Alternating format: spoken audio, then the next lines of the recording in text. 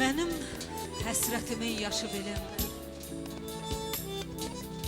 Sənin sevincinin yaşı neçədir?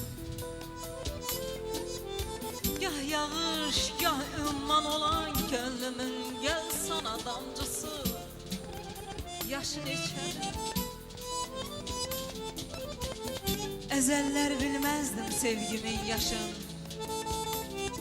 Qalibi sən oldun, sən bu savaşın. İtirdim sevginin sevincin qaşın. Sənin sevincinin qaşı neçədir? Açmamış çiçək baharım.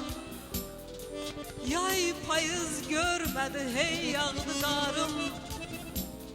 Sevgi baharımın yaşı ay yarım.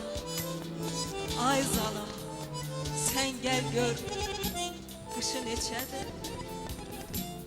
Paslanıp çalınmır könlümün simi. Könlünü almağa gönderim kimi. Kəsirəm kurtarmır əcdaha kimi.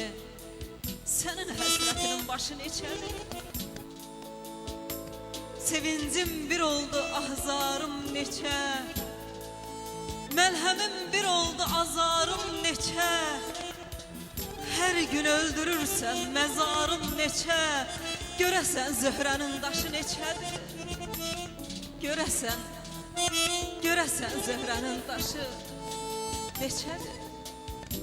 Neçə?